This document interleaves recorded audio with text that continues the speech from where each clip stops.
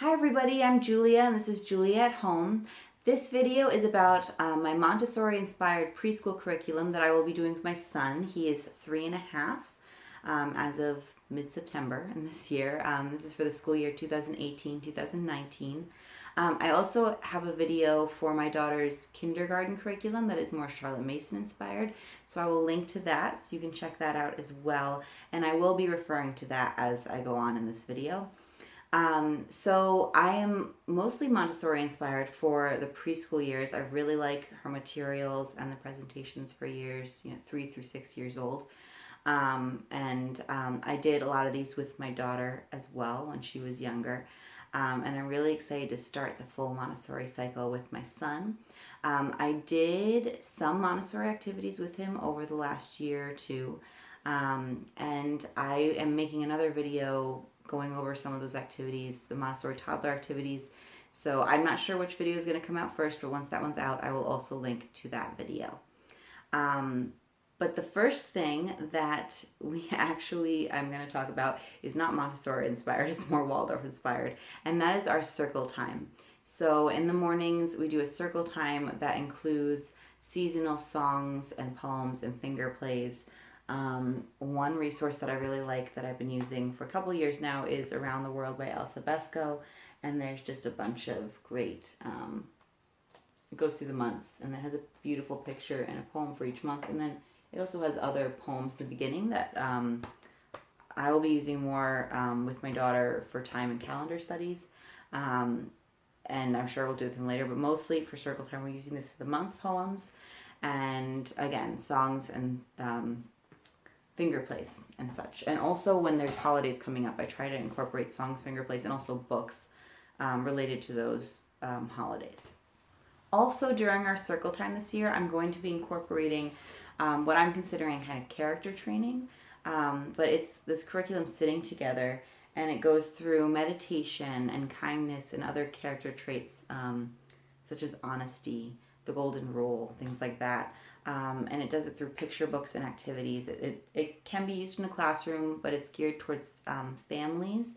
And so it has this children's lessons plan with an activity book that's mostly coloring pages with a few other things. And then also comes along with an adult study guide that's really geared towards parents in cultivating these character traits in ourselves and the practice of meditation, so that we can demonstrate and teach our children, which I'm excited about doing this for all of us this year. So I will have another, once we get into this, I'll make a video review of this one as well. So that's for our circle time. Now into more of the meat of our preschool that's more Montessori inspired. So the first subject is language. And I think I need to do another video on exactly the process that I use for language. I'm inspired by Dwyer's booklet on like it's using Montessori materials, but it's the Dwyer way of doing it. I'm not sure if I'm saying that right, but there's some great blog posts below that I found on it, and I should do a video. So once I do that, I'll link that. But basically, we start with sounds. So he's talking now, which is great. He had a speech delay, but he made a lot of progress, and he still distorts some vowels. But I think it'll work itself out. So I keep demonstrating, and we'll get there. But so sound objects. So I have lots of these little objects, right? And this is an iguana, and they all start with the phonetic sounds. So the phonetic sound is I, so iguana. T for turtle. B for beaver, and so on. And we do this in the form of a game. So these are all things, I make sure he knows the sound beforehand, but we've gone through most of the sound objects already just to know the names of them. But let's say I was going to pull these out, and I'm saying, ooh, this is an iguana. This is a turtle. Which one starts with the sound T? And hopefully he'll go turtle. And he's actually gotten pretty good at this. So we're going to keep playing that for a while. Those are the beginning sounds. And then we can go on and do this with ending sounds. I have an octopus and I have an iguana. and when I say it, I would try to emphasize the ending sounds first. Which one of these ends in s? And so hopefully he'll think about it and go, octopus ends in s. And then you can also do it with middle sounds. So that's the sound game. That's where we are right now. We've been doing that already, and I'm going to continue for a little while. And then we're going to start introducing the letters by their phonetic sound. And I do this with the sandpaper letters. I couldn't remember what they called for a second. So these are example of sandpaper letters. The consonants are pink and the vowels are blue. I'll probably start, his name starts with T, so I'll start with T. And I usually present 2 or 3 at a time, again with the phonetic sounds, and we would also trace them with our fingers. So you get the tactile sense, then we might do it in the air. So it's all very tactile and hands-on, which I really like. And I did these with my daughter, and it worked really well. We got stuck a little later in the program, which is why we're using a different curriculum, but it's very similar to the Montessori method. So I'm going to start him the same way, and then we'll move on from there. Also with language, I have these cards. Now there's a lot of cards that I have that you can, like there's duplicates of the card that you match. So I have different topics, I guess, like I have wild animals and farm animals and vehicles and stuff. And so I will give him those to do matching with. Sorry, excuse me. These are seasonal cards. These are for autumn. I can't remember, I'm really sorry, I can't remember where I found these. I have one for autumn, winter, and spring. I haven't made ones for summer, but I got paper from Paper Source, and I actually made these when my daughter was little. But there's doubles of each of these images in here. And I don't give them all at once. I usually kind of pull out a few, not a few, but maybe half at a time, depending. There's ones for Halloween in here as well as Thanksgiving, so depending on where we are in the year, I would do that and then have him match them. So these are great for language. We talk about what's in the picture while we're doing that, so that's why it's under language. Also under language, it's not quite the same, but for writing. So you might have noticed I'm not having him practice writing the letters with a pencil yet. That's not how we do it. We trace the sandpaper, but we do want to strengthen his ability to write and teach him how to write correctly with a pencil.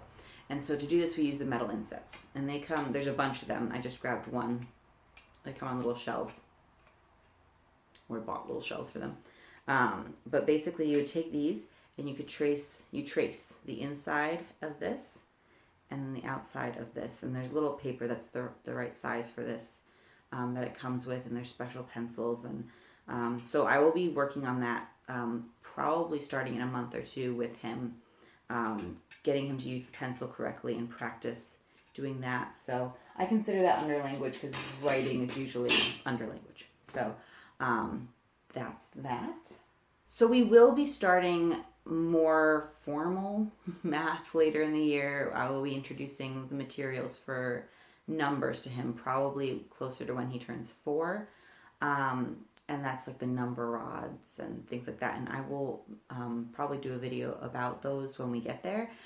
For the time being, we just do a lot of counting. Sometimes I put sorting activities out, pattern activities. Those are all kind of pre-math activities that we do, but nothing super formal yet as far as math. So another big subject, I guess I could call it, in Montessori preschool is practical life. And that is having them do things that it strengthens their hands and their pincher grasp and everything that will help later with writing. But it's also just practicing things that are practical for life.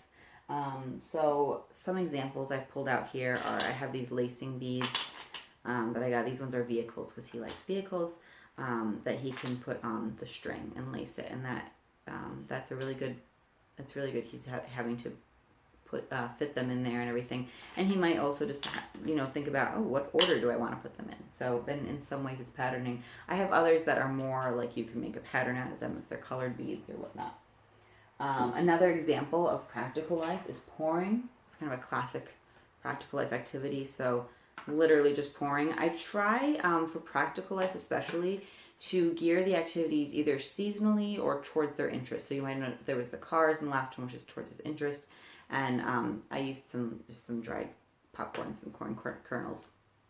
And this one because it's fall and that's seasonal. But some other practical life activities might involve spooning, might involve buttoning, things that will help them learn to get themselves dressed. He can mostly put his shoes on himself, but we will continue doing that. We will continue with bathroom habits such as wiping and washing our hands correctly, and all those things are included.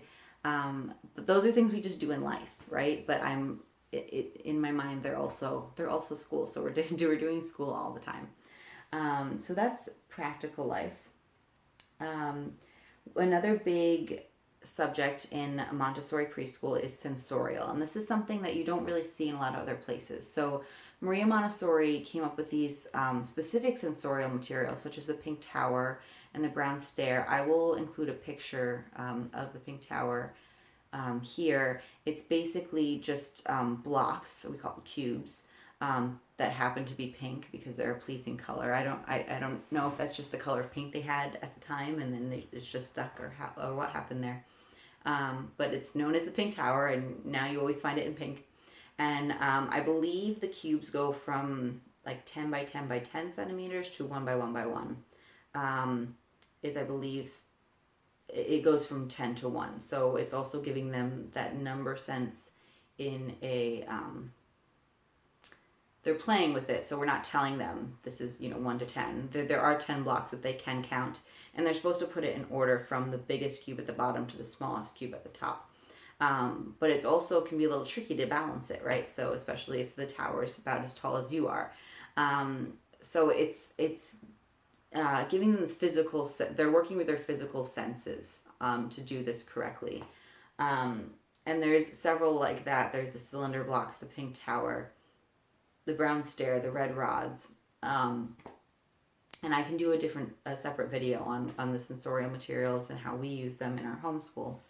But there are also other activities that aren't those specific materials that work with the different senses. So you could do smell bottles. There's rough and smooth board that really works with the tactile sense there. And there's color activities. This is one I set up for him that's, again, with an interest. It's cars that are colored. And then I put the equivalent color tablets that I made years ago. So he can match the cars to the color. And he does know his color, so this should be pretty easy for him. But I wanted to start him with some sort of easy sensorial material, and then later I will incorporate smell bottles. Oh, and there's also sound cylinders where you have to match the sounds and all that. So those are all sensorial materials. We're using our senses, our vision, our tactile sense, our smell, our hearing, to do that. So that's a big part of Montessori preschool that I really enjoy doing with my kids. Now I'm going to talk about geography a little bit, and science, I guess. Let me start with just geography, because this year I decided with both my kids we're going to do physical geography and landforms, and that is something that's included in the Montessori lessons.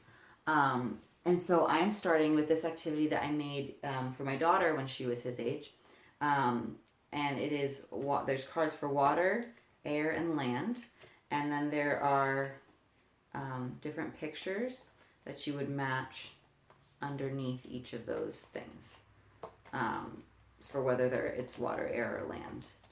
It's very water heavy at the beginning here.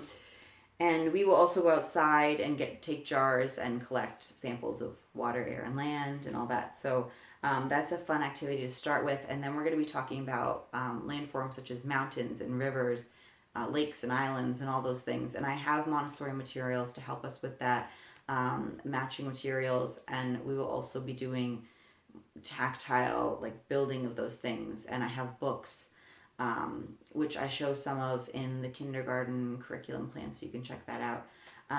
But I will do another video specifically on what we're doing for physical geography. I love this idea.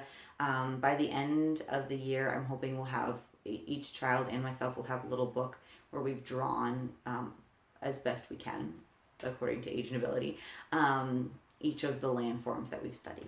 So That's geography.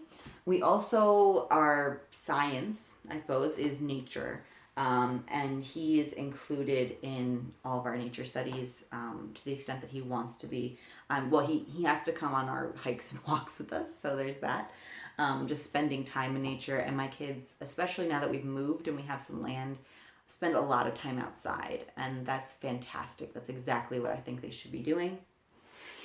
But we're also going to study it a little bit. So I got him his own nature journal. Sorry, had an issue there. I got one for him and my daughter and for myself. And they're small, so we can take them with us if we're going on a hike. I don't have a lot of expectations for him.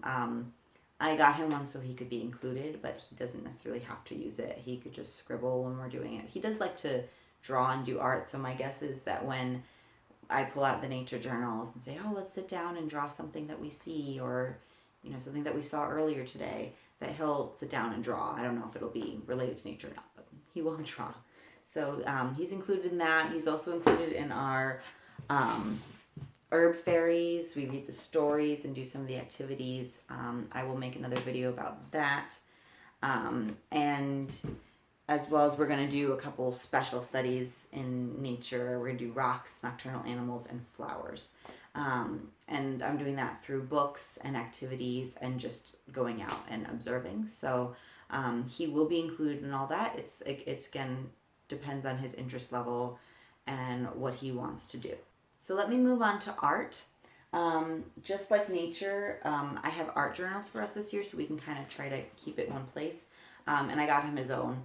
I encourage my kids to do, I have a lot of art materials that they can ask for. I don't necessarily give them open access to it because we've had a lot of instances of writing on walls and other things we shouldn't be writing on.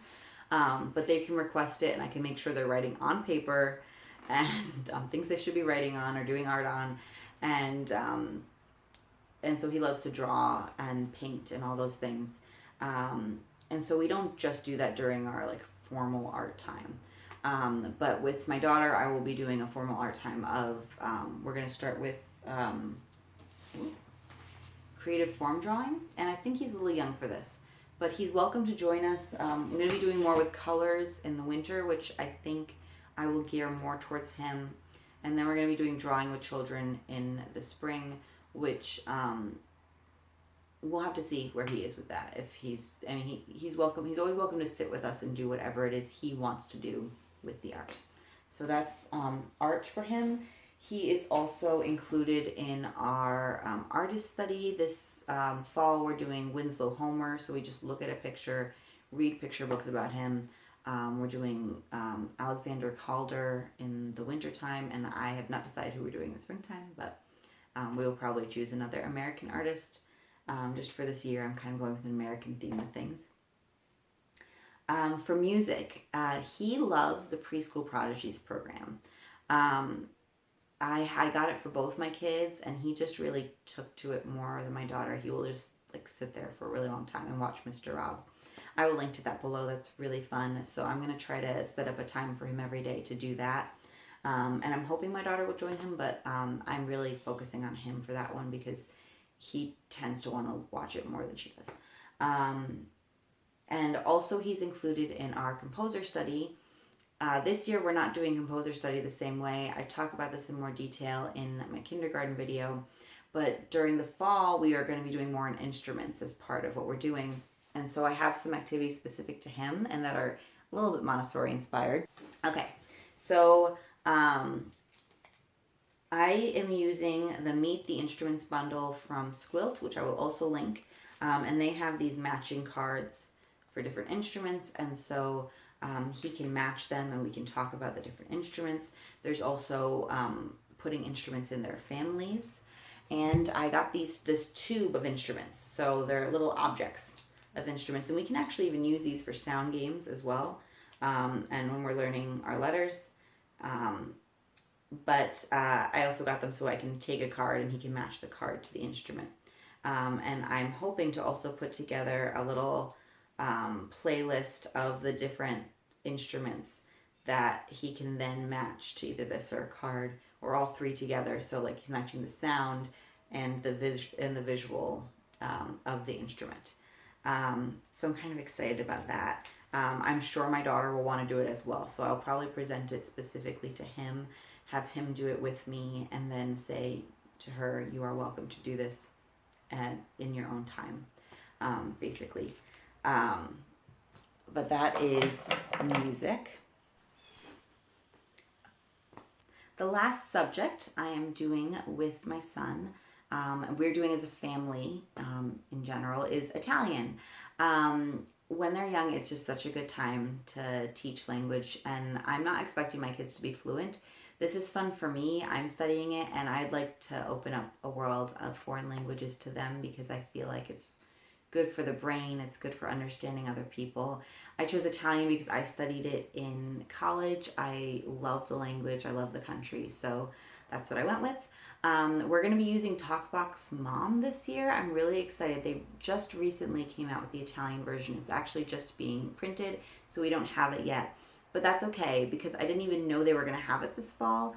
So it's kind of a bonus. And I already got a bunch of resources that we will be using in addition to TalkBox Mom. So we sing songs and poems in Italian, and we do that as part of our circle time. But this year I also got a bunch of books. I got children's books in Italian. So the idea is, how do we teach our kids our primary language, which is English? I talked to them, and I read them books, and I sang them songs, and that's how they learned it. And so that's what we're going to do for Italian. TalkBox Mom is going to help us with that, but I also have these picture books. This is just one example. And I also have some games, and I will do another video on those resources, and then also on TalkBox Mom once we get it and try it. So that's our Italian. I also try to speak to them in Italian more. So specifically during lunch, pranzo is our time to speak Italian, and I try to speak to them just in Italian during our lunches. And I'm trying to incorporate my husband in this as well. He studied a little bit in college because he was required to do a language, and that's what I was doing, and we met in college. So he might remember a little bit of it, but it's not his strong suit. So but I'm incorporating him along with the children. We are all learning together. So that's part of our preschool plan that I'm really excited about. So if you watch my kindergarten curriculum video, you will notice that we are doing a lot of subjects. And my son is also welcome to join us for a lot of those. So things like literature, reading through the Bible, history, which we're doing biographies of Americans. He's welcome to sit with us and join us for any of those, but he's not required to. So he's just required to not disturb us while we're doing school. There are, of course, subjects like math and reading that I'm working one-on-one with my daughter that I try to distract him with other things. They each get their one-on-one time, and then we have this stuff that we're doing as a family. And some of it I'm targeting towards both of them. Some of it is more targeted towards my daughter because she is doing kindergarten this year. And there are certain subjects that we are required to do by the state. And I'm also trying to spread the feast, Charlotte Mason style, for her. So again, he is welcome, but not required. And I think that is it for our preschool curriculum plan. You can see the core of it is Montessori-inspired, but then there's a lot of other stuff kind of added to it. I really hope it is a rich and fun preschool year for him. I hope I also planning on giving him lots of time to run around outside or inside, to play, to explore, and just be a kid.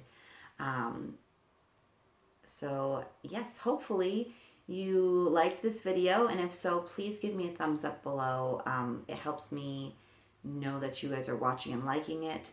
Also subscribe if you want to see more. I will be doing a lot more videos on homeschool, specifically on the different subjects. I'll probably do one on sensorial and practical life and whatnot. Also keep your eye out for the Montessori toddler lessons that we did if you're interested in that. And if you have something specific that you want me to share more about, please let me know below so I can make a video on that specifically, or do that one sooner if I was already planning on doing it. And I will talk to you later.